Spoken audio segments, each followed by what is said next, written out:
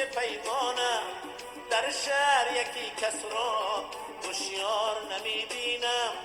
هر یک بتر از دیگر شوریده و دیوانه من مست و دیوانه ما را که برد خانه من چند تو را گفتم کم خورد و سه پیمانه من چند تو را گفتم کم خورد و سه پیمانه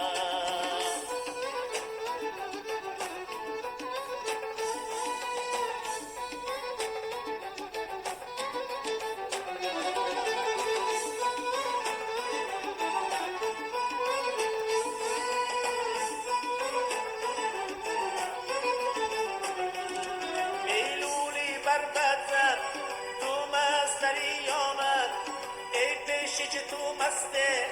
افسونی من افسانه از خانه برون رفتم مستیم به پیش آمد در هر نظرش مزمر صد گلشن کاشانه در هر نظرش مزمر صد گلشن کاشانه من مست و دیوانه ما را که برد خانه من چند تو را گفتم کم خورد و سه پیمانه من چند تو را گفتم کم خورد و سه پیمانه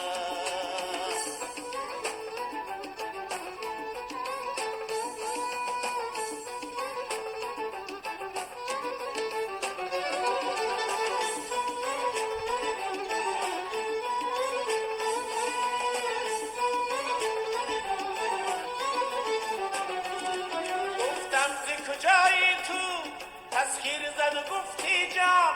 نیمه زی ترکستان نیمه زی فرغانه